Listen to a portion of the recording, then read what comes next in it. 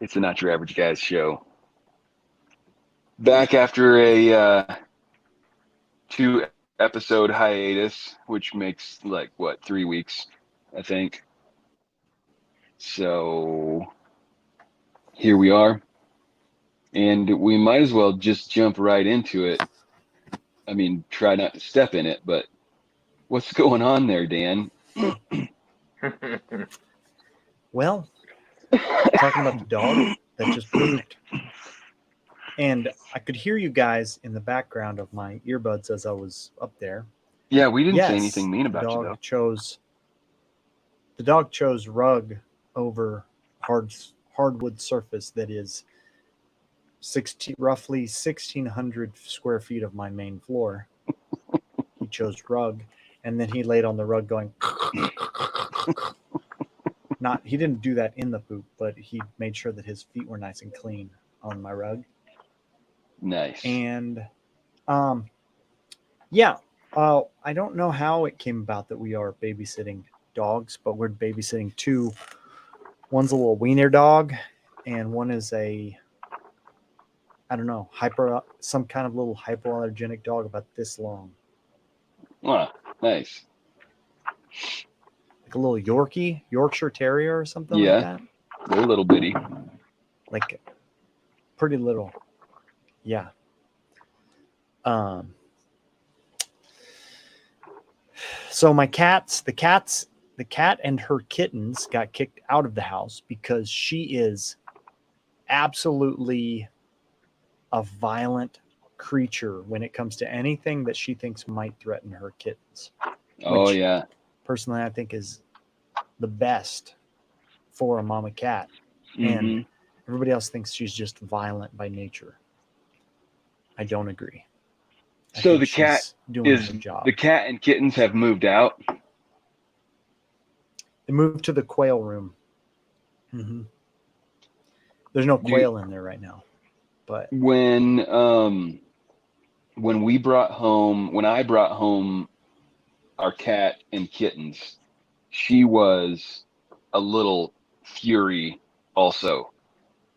When those mm-hmm. kittens were like this big, we would take them all out into the yard and like put them on a blanket Mm-hmm. and just let them get some sun and whatnot.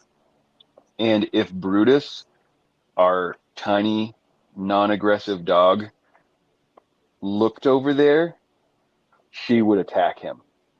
And Mm-hmm. one time, he wasn't paying attention. Like he was following one of the girls or something, or maybe they were calling him, and he walked a little bit too close, and that cat cut him. Like her claws Mm-hmm. were like, it was like a knife cut. Like his skin went pop and like popped open. Dang. Uh, Mm-hmm. it was wild and it was awesome, and I felt bad for him because it wasn't really his fault. But Mm-hmm. it was like a scalpel. It was probably an inch and a quarter long, and it opened up almost a half inch. Wow. You tape it back together, or you just let it go. I just left it. It healed. Yeah. She attacked the other cat. We had the kittens out in the open, and she attacked our other cat kind of in the same way. She just happened to be running down the stairs and running around the corner, and she just got a couple inches too close. And boy, did she Yeah. ever attack that sucker. The other cat didn't know what hit her. Like she had no clue what she had done, I don't think. Mm-hmm. Um, and the only way we got them apart was we let the one cat run out the door, and the mama cat, we closed the door and kept her from going out. And then her hackles, her back, all the hair on her back just kind of slowly but surely kind of went down, and she went back over to being just mama cat. Yeah. So yeah, I don't this one dog, this Yorkie, he's just recently been to the emergency room where they Mm. popped his eye back in socket Ugh. because he had been attacked by a cat that didn't have kittens. Like she They were like, I think he's, or not back in socket. They gave him some medication and they taped his eyes shut, I think, because she had got him with her claws right in the eye. And they're like, if he was a person, we would probably say he'll have, vision damage forever, but he'll get over it as a dog. He won't have a choice. Yeah. So, yeah. Interesting. So were you Yeah. guys gone for a while and didn't get back in time to let it out, or does it just poop inside sometimes? Well, they had him out for about 10 minutes and then he came back in and he got relaxed. He said it's a new place, I think. I think that he didn't know what to do in the outdoors at our house because our grass is pretty tall. And I don't know. He was out for about 10 minutes and then he was in for about 15 minutes before he decided to do his business, which is kind of annoying. But he's also a puppy. He's like 4 months old. So That'll do it. he's going to spend most of the time at our house in his little enclosure, I would say. Yeah, when they're young like 'Cause- that, you gotta just like I remember when Brutus was little. That was what would get me is being in a hurry and like getting impatient Mhm. and not just waiting it out until he pooped outside. I'd take him out. He liked to make a lot of circles. Oh yeah. Yeah, he did. Yep. Well, Yeah, I don't think Judo wanted to wait that long on no. it. That's So yeah. So when I hit expand my window, did it change you guys at all? What? No. Like I hit to expand Darcy's window, and he's big, and no, Jimmy's big, and the other two of us are small, but that doesn't change the record, I imagine. No, it doesn't change for I don't see any different. Okay. So whenever you came on, Jimmy and I was showing Jimmy these TSA locks, these handy TSA locks that I purchased at the airport. Mhm. And I know I saw you have holding one told up. you the story, but I haven't I haven't told our audience. Okay. So I can just go. We have an audience? Oh, dude, just let me have that. Okay. Okay. Our audience. Wait, let me look and see if. Can I anybody's interrupt watching you us for a on second? YouTube. No, they're not. Are you in Yeah. your new place, Jimmy, or your old house? This is my new house. New house? You guys are all moved in? We are. Yeah.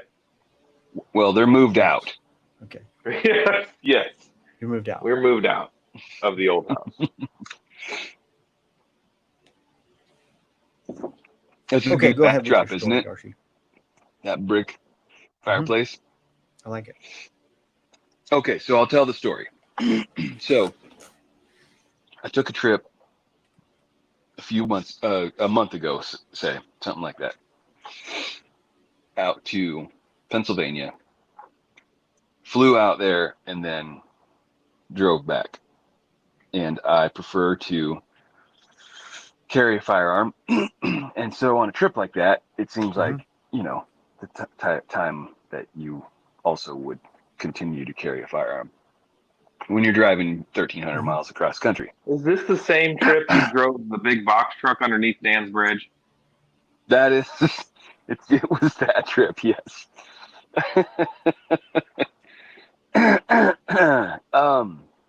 So anyway, I have a Pelican that I have flown my pistol in before. It's not that big a deal.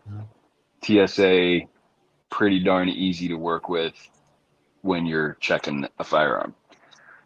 However, whenever I was getting ready to leave the house and head to the airport, I could not find these.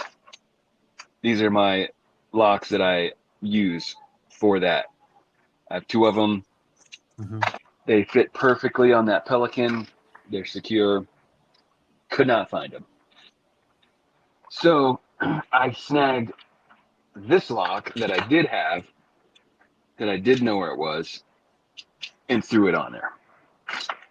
But it's only one. Mhm. So I get there, checking in. I declare the firearm. The girl's like, okay. She fills out the little card that has to go in it, saying they know and that she's seen that it's transported properly, unloaded, and whatnot. And Mhm. she said, "Oh, do you have another lock? I think they're probably going to want to have a lock on the other side also, because there's 2 latches." Just And I was like, "Man, because there's 2 holes. yes." Yeah. I was like, "I don't." She's like, "Man, I think they're going to want you to have that because you could probably kind of pry it open on that corner, and it's not quite secure enough." I was like, "All Who right, gets the keys to I don't these? know what." Who gets the keys to them? Me, I keep the keys. Oh, you keep the keys, but you give them the box. Okay. I checked it in my.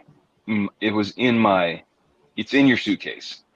Checking the Mhm. suitcase with a locked firearm inside. Mhm. So I was like, "Oh, I have a zip tie in my pocket. Would that work?" And she was like, "Oh, that'd probably be fine." So I pull the zip tie out, stick it on the box, zip it tight, and it just snaps. Just the zip tie just breaks whenever I tighten it up. So I'm like, doggone it. That's the only one I had. So I'm like, there's got to be somewhere that sells locks in the airport, right? Like TSA locks. And she was like, well, actually, Yeah. sometimes old boy right here has them. She hollers down. She's like, hey, Jerry, do you have any locks right now? And he was like, nah, I don't have any right now. She's like, oh, okay, he doesn't have any. And I'm like, well, do you think there's a store that in the airport that would have them? She's like, probably. It's like, all right, well, what do I do with my unsecured firearm in my bag that I can't check yet? Well, I'm going to go search around to find a lock. She's like, well, you can take it down to our baggage office. I'll call down there. You can leave it there. Perfect. So I run downstairs, drop my bag off, run back upstairs, get in line because you got to go through security now to get to all the Mhm. shops. So I go through security, run in, go to the first store, nothing. Second store, and I find this 2-pack of these TSA locks. Like, awesome. Oh, excuse me. So I buy them for like $35. Um, and I leave, go back out of the secure area, go back downstairs to the baggage, get my bag out of there, run back upstairs, go back to the the counter, baggage check counter, and I'm like, I got locks. Lock these 2 locks on the Pelican case, throw it back in my suitcase, and she takes it, good to go. So I get to Baltimore, flew into Baltimore, get my bag off the carousel, throw it in the back of the car, and we head over to Pennsylvania. And I was busy. I just took a shower, went straight to bed. Didn't even look at my box. Um, so then the next morning, we get up early, I throw some clothes on, and I like the same clothes I traveled in probably. I didn't like get into my suitcase. And we went and loaded up the moving truck. And Mhm. then we came back to the house to get a shower before we left. So that is the point where I actually like fully open my suitcase because now I'm gonna, holster up and like get ready to leave and jump in the moving truck and drive. So I open my suitcase all the way and I pull a couple of pieces of clothes off the top of my Pelican, and I see one of these locks just laying there in my suitcase, not on the box, and the other one just dangling from the eyelet where it had been locked onto, open. And I think to I'm like, oh no. So I grab it out and I pop the latches open. I open it up, and my pistol's there, my magazine's there, box of shells are there. Everything is in there. The card from the TSA counter, like the declaration card, it's all in there. And I'm like, what in the world just happened? Like my mind immediately goes to, was someone about to swipe my stuff and got caught and just threw it back in there Yeah.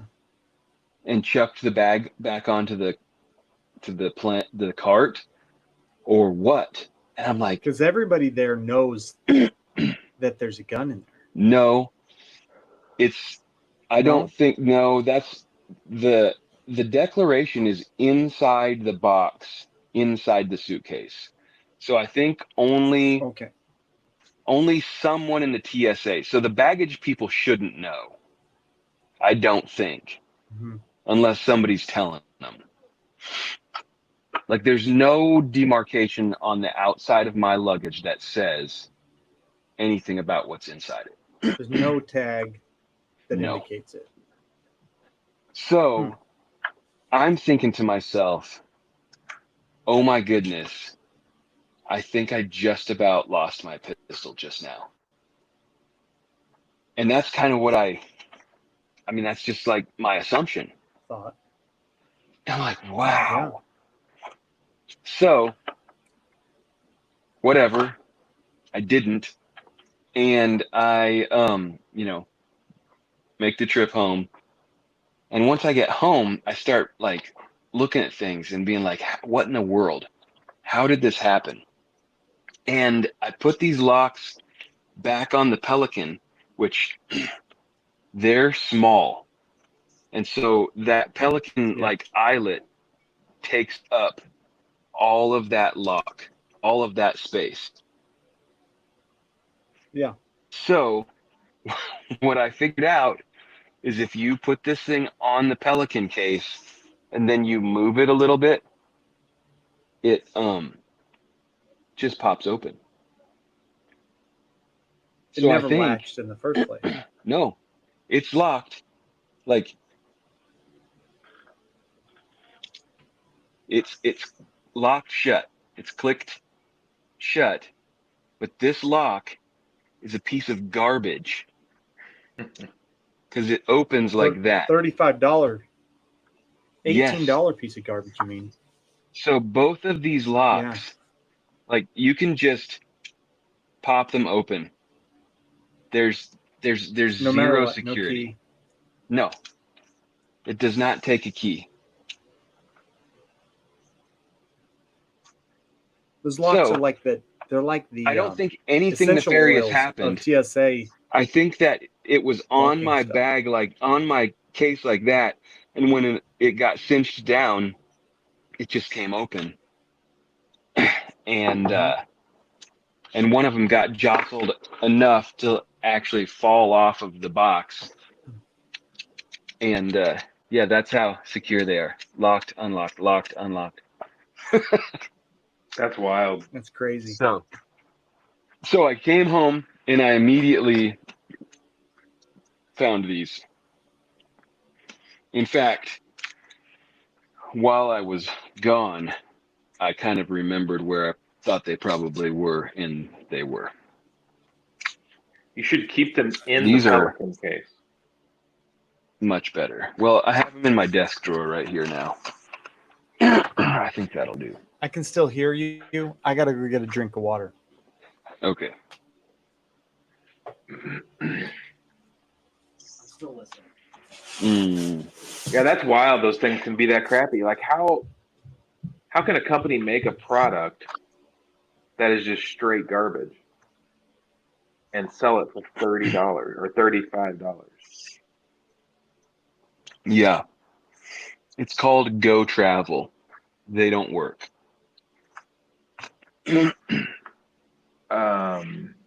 So if you were hoping to like lock your zippers shut on your suitcase with these things, You should do a YouTube yeah, short if it on how crappy those locks are and make sure that their name is on it. yeah, I mean it's probably like a no-name brand, you know. Mm-hmm. Go Travel. Go travel. Go travel. Lose your Doesn't stuff. So when you say it's a TSA lock, you'd mean that like they got it approved by the TSA? No, so the thing about a TSA lock is that I have a key, but so does the TSA. Like the TSA agents have a key that will open this lock. That's So do I. a TSA Which lock is basically has nothing. a master key. So you can get Okay. an actual working lock that is a TSA lock. That's the only qualification, is that you have to give them a lock, What? a key. The only qualification for it to be a TSA lock is that it has to be unlockable by the TSA. The TSA key, yeah. Yeah, it's unlockable by their master key. And the master key could just be the fact that it doesn't lock at all. Potentially, yeah. Yeah, so like this one has a little Apparently. number on it. So probably there are a few TSA master keys. So this one says 007. So probably. Oh, Yeah. I just dropped it. It probably opened.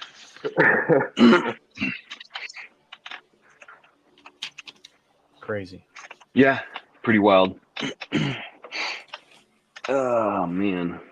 Well, Dan, you had Mhm. a quick trip to Wyoming. Got any highlights to share? I have a few highlights to share. Where do I start?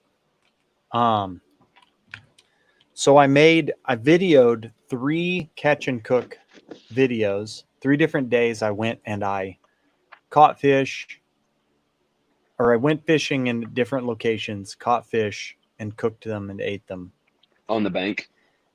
well, 2 of them were on the bank and one of them was back at the cabin in the fire pit at the cabin. I found out when I got home that I have nowhere near the processing power on my current computing system to actually render the video for what I shot. Like I could take any one clip of what I shot on the camera and I could like edit that clip to become a video if it had all the content that I needed. 4 or 5 minutes, easy. What I don't have is the ability to get all of that into one long timeline. And I say I don't have the ability. I don't have the patience. It would probably take me 20 hours of sitting with my mouse and moving my mouse around on my keyboard to keep my computer from turning off because it's so slow. So I'm trying to figure out different options for how to turn those into YouTube videos at the moment. And I think one of them might be actually buying a real computer instead of a Chromebook. As much as it pains me to say it, the old Chromebook is not made for editing video. Yeah. I did catch a 20, somewhere between 22 and 24-inch brown, German brown trout, which is probably the biggest trout that I've ever caught. How do you know it was German? And it was a, Just from its accent? yeah, its accent, because it's like Kind of it racist. says things like pretty racist, like on the like it swims around like this, like all the time. Huh. Really? Yeah. Mm-hmm. Like you've heard of the brown shirts, like the Hitler Youth. They're kind of like those guys, sort of. And the other thing is they eat their young. Are they easier to Like catch? it's no, they're not easier to catch. The Jews are easier to catch, they say. That's what the German brown trouts say. Correct. Mm. No, they have actually, so a rainbow trout, it's not as likely, it's not super likely, but a rainbow trout will strike in full sunlight. A German brown, I don't know why they're called German browns. They're just, maybe that's just what we call them. I should look that up. I should get a fact checker on that. Maybe you're racist They by are- calling them that. Brown trout. Brown trout. Are Brown you trout. asking ChatGPT? Checking. What fish are native to the British Isles and parts of Europe? Let's see, German. Oh man, I got German the brown yawns. trout. Let's see. Yeah, me too. These are definitely German browns. Why are they? Brown trout are a species of fish native to the British Isles, blah, blah, blah, blah, blah. So I believe this thing was probably the biggest that I've ever caught. And it was probably around 20. I know that I've caught a 22, and it was bigger than anything it was bigger than any fish that I've caught. So I'm thinking 23, 24 inches. It was about a 3-mile hike downstream, and then I started fishing back upstream. And one of the things about them is if you have a full sun day, then you need to find a place where there's a shadow over the water, where there's all the conditions are right for them to strike, plus there's a shadow, because they just don't strike in full, like with the sun bearing down on the water. I don't know if they can't see. I really don't know what the deal is, but about 4 or 5 times during the day, I caught fish.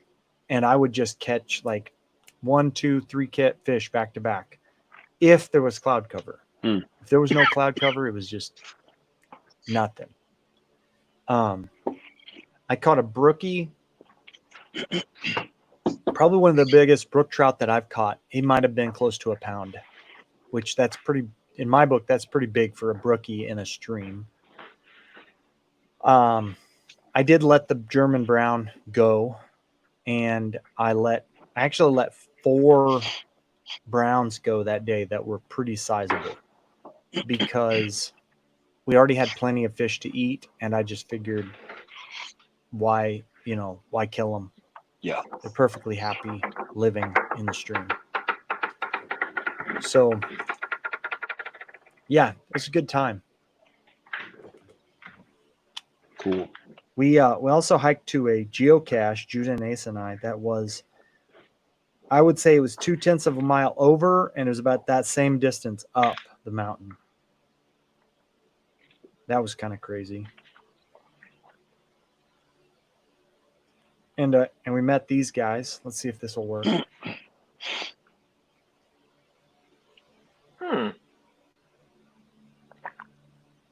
That's pretty cool. Yeah.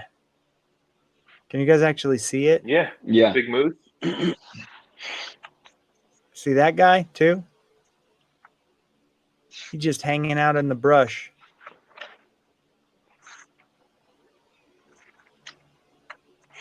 Pretty cool. Yeah. We were real So where stoked about was it. that? There was a lady in flip-flops. That was on the It was right off the road by some of the glacier lakes up in Medicine Bow National Forest. Like 30 yards probably off the road, just hanging out. How far is that from your And, cabin? That moose was probably 40 minutes drive from the cabin. Not right by the cabin. Over on the other side of the mountain, there's a lot more water, a lot more sagey kind of brush. Like not sagebrush. They're almost like willows that grow around all the marshes by the streams. And the moose just sit in there and eat those willow trees, but like they're these willow. I call them willows. You know if they're actual willows? Do you know what I'm talking about, Darcy? It's probably like a willow They shoot. probably only have a stem like that big around, maybe the size of a quarter at the most. And they're all around the rivers up there in the streams. We call them a willow, not like a weeping willow, but they just eat that stuff. I think you should look that up too. I'm saying it like it's a fact.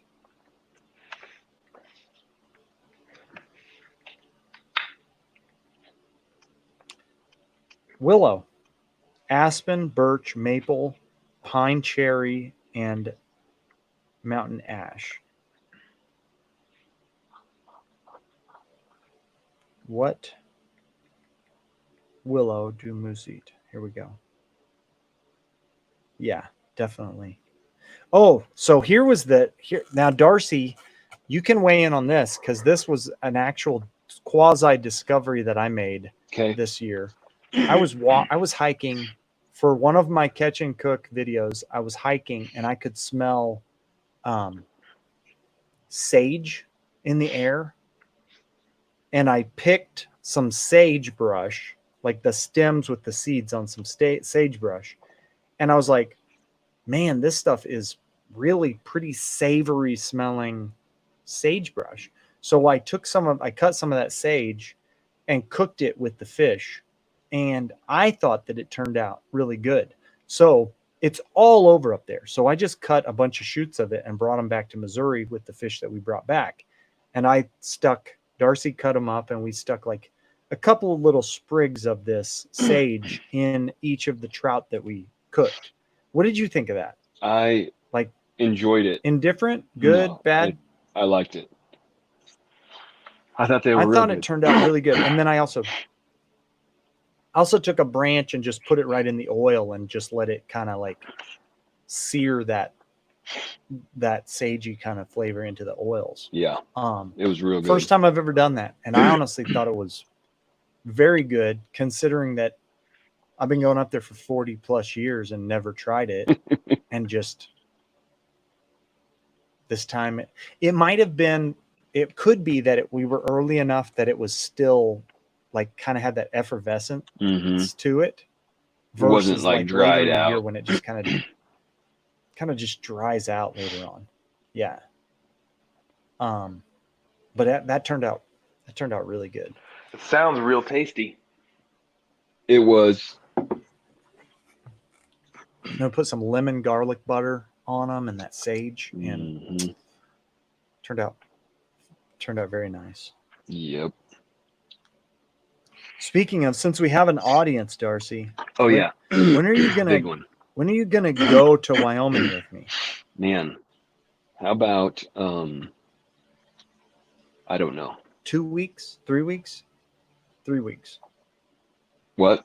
You say in 2 weeks or 3 weeks? 3 weeks? Yeah. Yeah, in 3 weeks. Are you going back? You gonna go? I think I'm gonna go back. You got a men's trip lined up? It's gonna be an impromptu, probably like a leave on a Thursday night, Friday, Saturday, Sunday, be back on a Monday. Really? Maybe something along those lines. I think so. Maybe. Although Brian may not be able to do a Sunday, so we may have to do like a Wednesday, Thursday, Friday, Saturday, come back on a Sunday. Oh, Brian's going? Maybe. Ben? everybody I've talked to is a maybe. So I may be doing it by myself. All said and done. How about you, Jim? Yeah, I'll go. What you got going on in 2.5 weeks? I got nothing. I never have anything going on, so I'm free to go. You could just do it whenever. Yeah. It wouldn't turn out like your trips to up north where you guys are like getting arrested and stuff, right? If we brought you. I didn't hear what like what?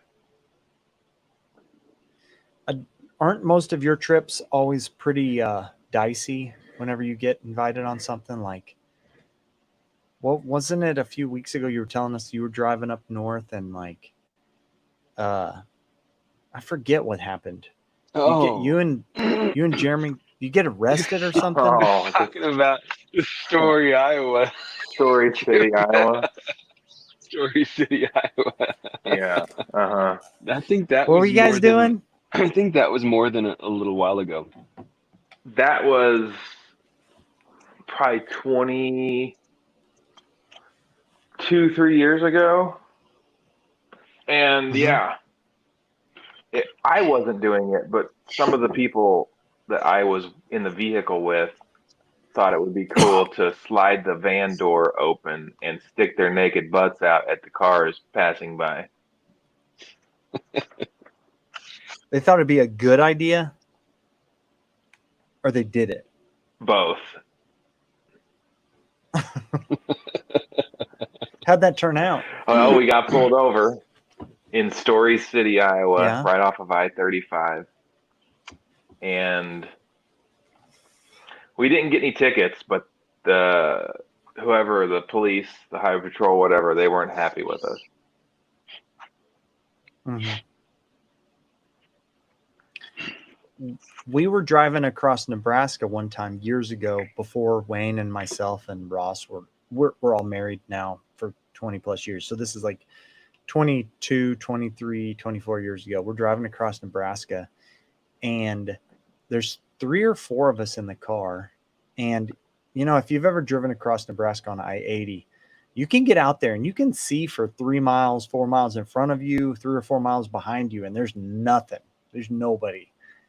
And we got into this like kind of like teasy game with this car full of girls. And like we're just like playing car tag sort of with them as we were driving down the highway, speeding up, slowing down. And then for some reason, these girls decided that they were going to force us to stop on the highway. And so we're driving and they were like slowing down and blocking our way forward on a 75 mile an hour highway. They were like, we were struggling to get past them. We had no idea what their intentions were. We thought they were going to murder us. Honestly, not really. Maybe rape. I don't know. Yeah, you guys were homeschooled. We were homeschooled. We thought maybe we were getting raped here in the middle of the highway in Nebraska.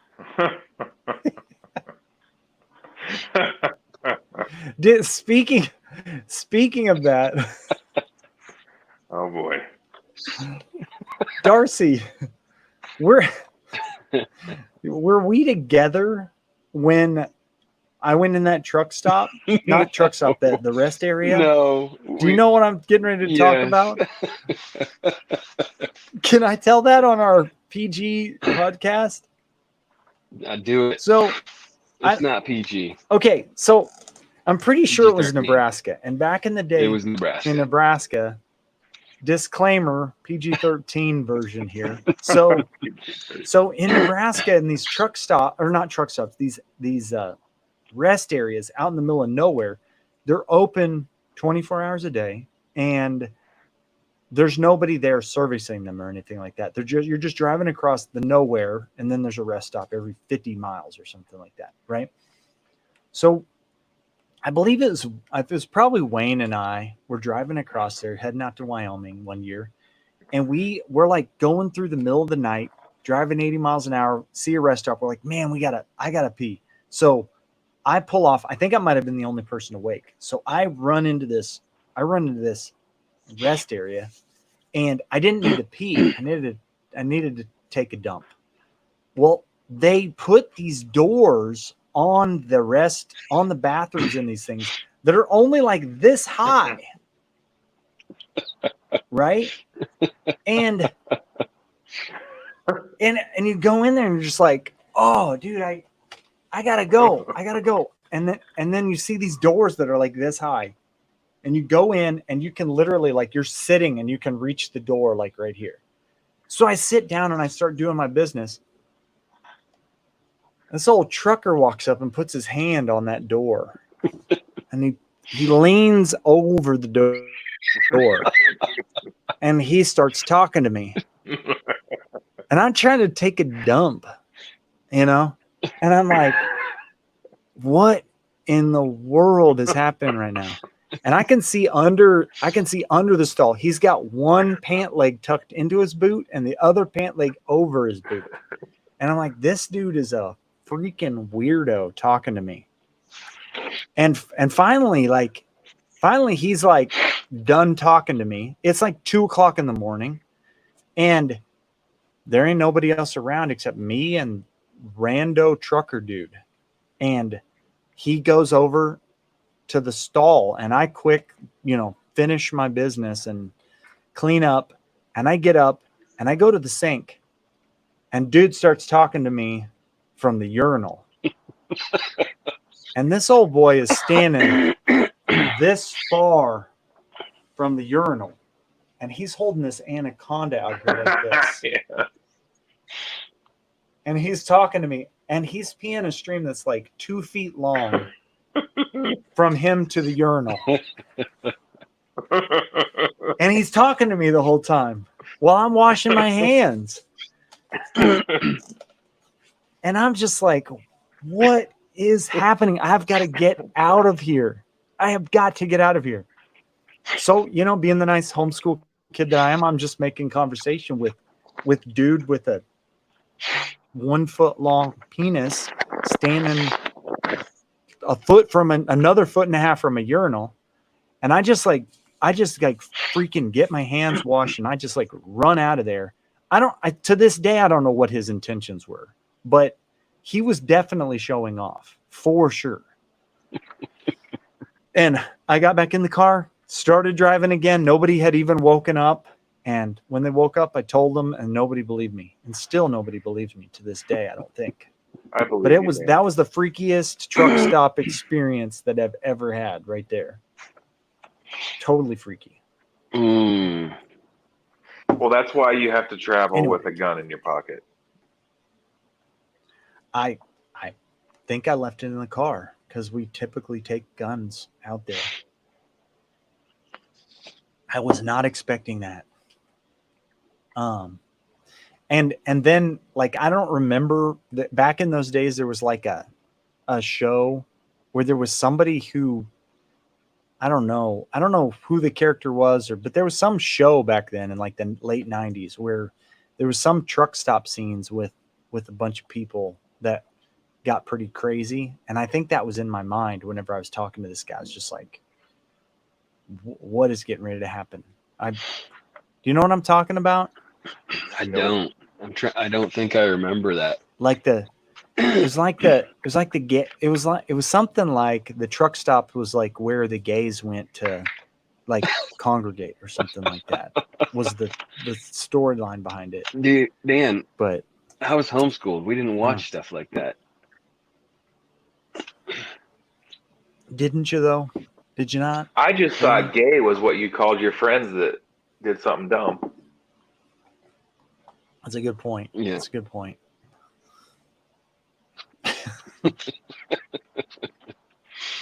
So yeah, that's my truck stop story.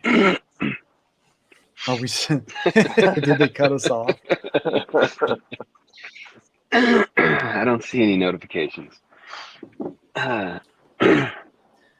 Dude, I don't know if you want any more talk from me, but I'm gonna make a podcast suggestion. Okay, Here. let's hear it. I got to look it up so I get it right. Oh, this is not original idea. All right. No. This is a suggestion of a podcast you should watch. Oh.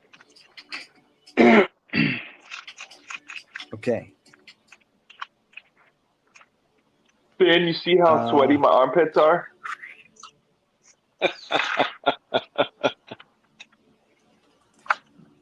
Okay. Maybe. They don't seem that sweaty. They don't look sweaty, do they? No, they don't.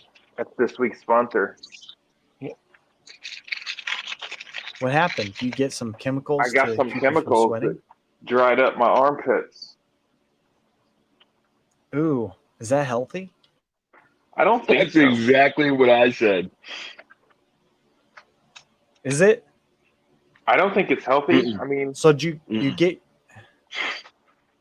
your sweat glands removed or something? What'd you no, do? it's just some lotion I put on there, and it seals up my pores. Hmm. You ever have, like, I call it the gleeker, the thing, the deal under your tongue that like lubricates your mouth, whatever that thing's called. You know what I'm talking about? Yeah. Right here. Right? Uh-huh. You ever get that like plugged and it just like swells up and like No, I've never had that. that's not healthy. Not healthy. Got to let those glands, you got to let them flow. Well, I know, Jimmy. but You're going to keep doing I it? got this new deodorant, and it just sealed everything up. Your wife like that? She don't She like don't- her man. She she don't like don't her man care. smells or what? Don't care.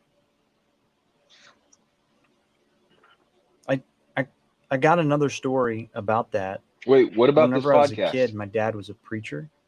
Well, let me do this first, and then I'll Okay. tell you the podcast. Okay. Because it's kind of change of direction. So my dad started preaching down in eastern southeast Kansas in a farming community. He preached at two churches. He preached an early service at one called Dry Ridge, and he preached a late service at like 9:00 at the city church called Bronson Baptist. And so he was given this sermon illustration about how you shower, like about how you clean yourself, like the ceremonial cleaning in the Old Testament, and he's like, and how you shower every night, and like it keeps you clean, and blah blah blah. And I don't know what all the details of it were, but these farmers in this farming community, they hadn't even had running water for that long at this point. Some of them may not have had running water at the time. And I guess my dad just assumed that everyone took a shower at least once a day. Would you just assume that people took a shower once a day, full grown people? I mean, I would, I guess. So he's like, they did the typical thing where they greeted everybody as they left the church building. The pastor would go back to the back, and people would walk out, and they would greet him and say, like, preacher, what, thought you did a good job, or whatever.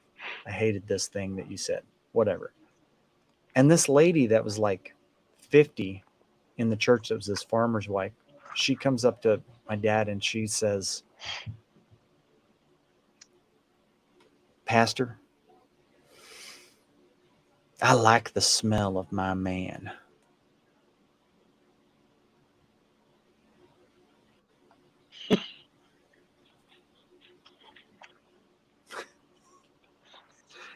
And my dad's like, oh, all right. Fair enough. She didn't want her man bathing every day. Well, that reminds me of a story. And then Darcy he told did. me. He did find out later that they literally didn't bathe every day. They bathed like maybe once a week, and they were farmers. And you can imagine, you had to get used to the smell of your man. Darcy I can imagine. back in them days. Mm-hmm. What you got, Darcy? Just a couple weeks ago, I was down there at Wes's house, Wes Clancy. Clancy Land and Livestock. Mhm. And I had When's he occasion coming to- on the podcast, bro? I don't know. I had occasion to stay in the bunkhouse. Yeah. And earlier that day, he'd been talking about these two boys that had been staying with him, working on the ranch. And he said Mhm. something to the effect of, them are good boys, hard workers, but there's some stinky boys. He's like, I go in there every once in a while. I'm like, don't you boys take showers? You guys bring any soap with you? What's going on? And they're like, yeah, we take showers. It's like, well, you need to scrub harder, or, whatever. So that was They need to wash their conversation clothes, probably. earlier in the day. And then Yeah. I was going to stay there, and this one of them was staying the night. So it was late-ish, Mhm. and I wander down there and go in, and he's laying there in bed. I was like, hey, man, I'm bunking in here tonight. And he says, oh, okay. I'm sorry if I don't smell very good. I'm just tired, and I got to go to sleep. I didn't take a shower tonight. And I know because I was around him earlier that day that he had spent the day with Wes working cattle. And then when he got done doing that, he went with a buddy and they went and loaded up 100 or 150 bales of hay and hauled that to wherever it needed to go. And then he came back and just crawled into the covers after hauling hay. And so That's painful, I too. went in and took a shower, because I had unloaded a moving truck that day. And then I went and laid down in the bed, which you've slept in that bunkhouse. Those bunk beds are about 4 or 5 feet apart. So here's old boy Mhm. laying about 4 or 5 feet over there. And I laid down and I was like, whew. He was right. He does not Also, smell doesn't wear very good. deodorant or something? I mean, it was pretty rank. But thankfully, Yeah. I can't smell in my sleep. And I went to sleep real quick. And You can't smell in your sleep. Mm. Mm-mm. Whale. Yeah. The other day I got back here to Kansas City after being out in the mountains. Yeah. And in the mountains, you can like you evaporate pretty quick out there. Dry mountain weather. You can get away with, if you have to, 2 days. And to me, that's about it. I got back here. I took 3 showers the first day I was back in Missouri. Now to be fair, one of them was at 2:00 in the morning when I got, here. Yeah. Mm-hmm. And then the next one was when I got up in the morning. And then the next one was that night. But I was in the shower that night like, wait, this is 3 showers today. Do you always And I didn't do shower anything. in the morning? No, but I woke up sweating, dude. Mm, Like you get used to that dry mountain air Yeah. pretty quick. I do anyway. And I don't normally sweat that much, but man, that day I was like I woke up and I didn't wake up sweating, but I got up and I went out and did a few things and I was sweating like within 10 minutes. you need And some then of I this went in and took a shower. antiperspirant lotion to rub all over your body. Yeah, but then where's it all go? I don't know. I think it just stays in you. Ugh. Ugh. Where does it all go when you don't sweat? Okay.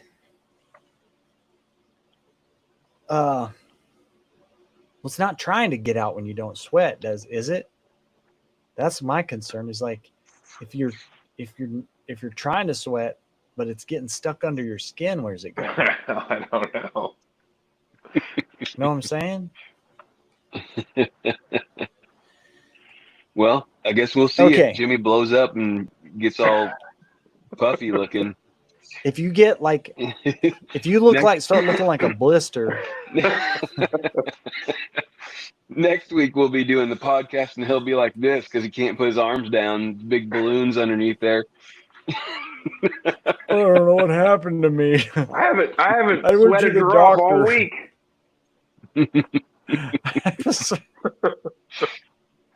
Look like fat bastard. Yeah. Okay. So this is probably already a more popular podcast than ours. I mean, I don't know, but okay. It's called This Past Week with Theo Okay. Vaughn.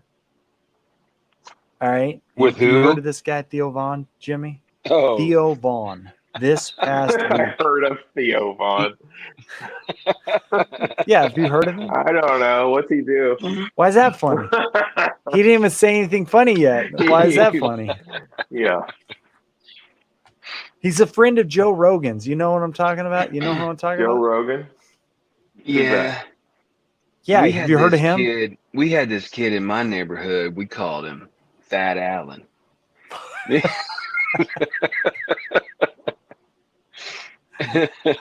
Oh, Drinking that So- hose water. okay.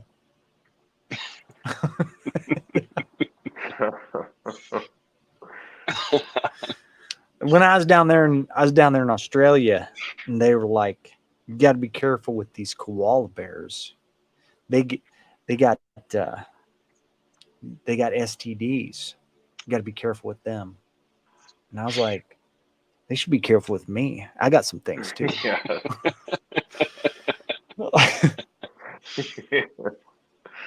Oh man. Oh man. Okay, so here's what this particular one is, episode number 476. And he's interviewing a guy named Sean Strickland. Sean Strickland is the like middleweight or something like that UFC title holder right now. Or he was at the time of this podcast, right? And if you were gonna like try to describe the like caricature of Sean Strickland, dude is like he would be categorized as like a male chauvinist. He'd be right wing, but he's very, very crude, and like he basically just says whatever about whoever all the time. Like Sean Strickland, if he do what? Big fan of Andrew Tate. Probably so. Only he probably would call Andrew Tate a B word or something like that. Because this dude's like legit like a killer. Okay. You listen to, so if you watch it, what I would suggest is watch a few clips of Sean Strickland and you'll get the idea. Like he thinks, according to what he says, he thinks women should be like barefoot in the kitchen, not working. Maybe they shouldn't have the right to vote, all this kind of stuff. Right. Like that's how he comes across. Okay. But dude talks about his childhood in this podcast, breaks down crying about the day that he stopped believing in God. And the guy, like one story of whenever he was a kid. When he's a kid, he thought his dad was going to kill his mom, like every night. And he's like, I mean, they were probably just having rough sex, but I thought he was going to kill her. And he was violent. And he's like, he would threaten to kill her whenever he was drunk or doing drugs. And he's like, I'd sleep under the bed and my dad would beat on me, trying to get me out of the room. And I wouldn't leave because I thought he probably wouldn't kill her if I was in the room. And he's like, I'd sleep under the bed with these dogs that we had. And there was fleas everywhere. He's like, there's just fleas biting on me. And I could hear him just wailing on my mom. on top of the bed while I was sleeping. And like, that's like one of the stories. And the dude is literally like walking PTSD is what the reality is. Like that's just what he is. But I would be willing to bet that despite all of the machismo, macho, like male chauvinist stuff, if somebody was to harm a woman in front of this dude, I'm pretty sure he would just like dismember them, like right then and there. It's a super interesting podcast. Send it to me. I don't have anything to write it down on. Okay, I'll send it to you. I'll shares it to you guys. I was working last night at like midnight, and I was listening to this podcast, and I was like kind of tearing up listening to them talk. Wow. Don't tell Sean Strickland that I was crying, but I don't want him to beat me up. It's pretty crazy. Copy link.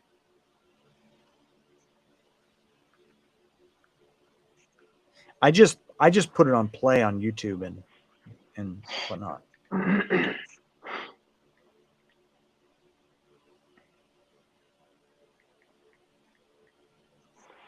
I don't have much left in me. I need to go to bed. I'm fading.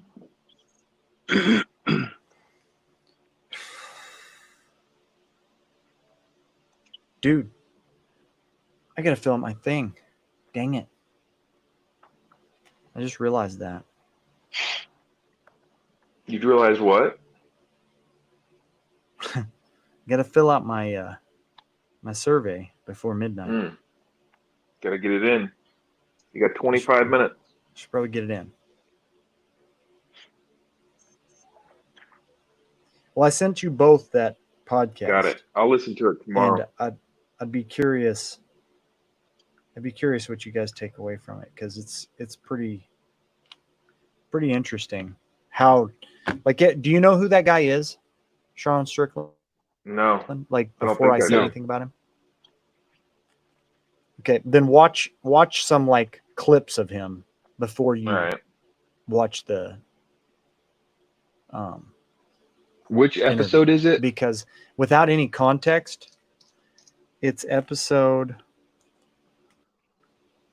And dude, that guy, Theo Vaughn, is freaking funny. Oh yeah, dude. Like, even just like in an interview, he's hilarious. And Sean Strickland just keeps being like, in the interview, he's like, "Man, I don't know about you, dude." He's like, "I don't know. I don't know if you're a genius or if you're autistic." Like to Theo Vaughn. I don't think anyone knows. Nah, nobody knows. He got that tism.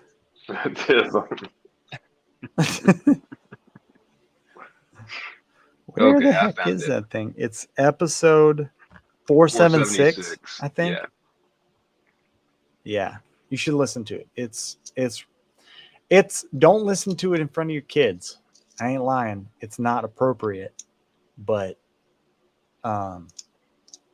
it's I think as a trying to understand somebody, it's worth a listen for sure. I don't know that anything Theo Vaughn puts out is appropriate to listen to with your children. No, I don't. I haven't listened to his podcast before. Oh, dude, he gets pretty crazy, pretty raw.